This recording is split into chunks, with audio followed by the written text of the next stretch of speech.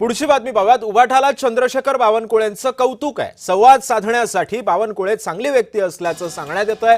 संजय राऊत, अंबादास दानवेंनी बावनकुळेंचं कौतुक केलंय। राऊत दानवेंमध्ये संवाद हा अतिशय खेळीमेळीचा पाहायला मिळाला होता आणि त्यानंतर चर्चांना सुद्धा उधाण आलेलं आहे।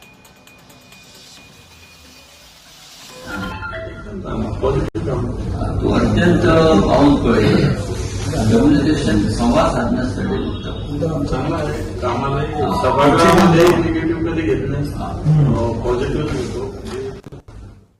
आणि या सगळ्या संदर्भामध्ये अधिक माहिती जाणून घेत माझा सहकारी तेजस मोहतुरे आपल्या सोबत आहे। तेजस, एकीकडे टीका करायची आणि आता नंतर पुन्हा सारवासारव केल्यासारखं आता वागायचं, म्हणजे नेमकं काय चाललंय? आता उभाठा सुद्धा भाजपच्या अधिक जवळीक जायचा प्रयत्न करतो का? या सगळ्या एकंदरीत या दृश्यांवरून काय वाटतंय?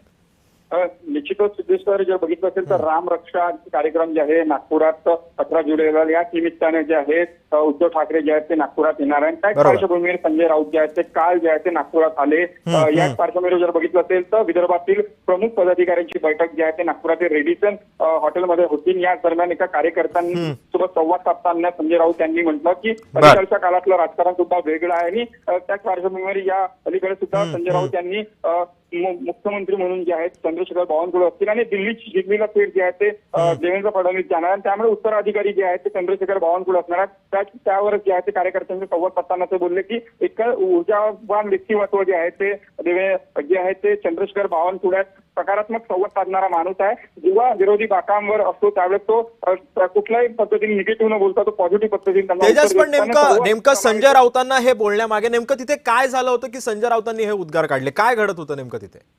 त्या ठिकाणी जे आहे ते भंडारातील कार्यकर्ते होते, त्यासोबत अन्य जिल्ह्यातले सुद्धा कार्यकर्ते होते आणि एकूणच जे आहे ते विदर्भातल्या एका अर्थानं राजकीय विषयावर जे चर्चा होती। यावेळेस चंद्रशेखर बावनकुळे यांच्याविषयी एका कार्यकर्त्यांना त्यांना म्हटलं की संजय राऊत तुम्ही जे आहे ते बोलले होते की देवेंद्र फडणवीस जे आहे ते दिल्लीला जाणार आहेत। त्यावेळेस उत्तर देताना स्पष्टपणे जे आहे ते अंबादास दानवे असतील आणि संजय राऊत यांनी जे आहे ते स्पष्टपणे त्या कार्यकर्त्याला सांगितलं। खरं एकंदरीतच या सगळ्या पार्श्वभूमीवरती आता येत्या काही काळामध्ये काय राजकीय घडामोडी घडतात का हे सुद्धा पाहणं तितकंच महत्त्वाचं ठरणार आहे। धन्यवाद तू दिलेल्या सविस्तर माहितीबद्दल।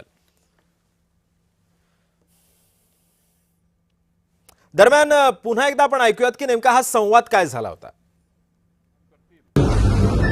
तू कम्युनिकेशनला पॉझिटिव्ह काम तू अत्यंत बावनकुळे कम्युनिकेशन संवाद साधण्यासाठी चांगला आहे। कामाला सभागृहामध्ये निगेटिव्ह कधी घेत नाही, पॉझिटिव्ह घेतो। तू कम्युनिकेशनला पॉझिटिव्ह काम तू अत्यंत बावनकुळे कम्युनिकेशन संवाद साधण्यासाठी चांगला आहे। कामाला सभागृहामध्ये निगेटिव्ह कधी घेत नाही, पॉझिटिव्ह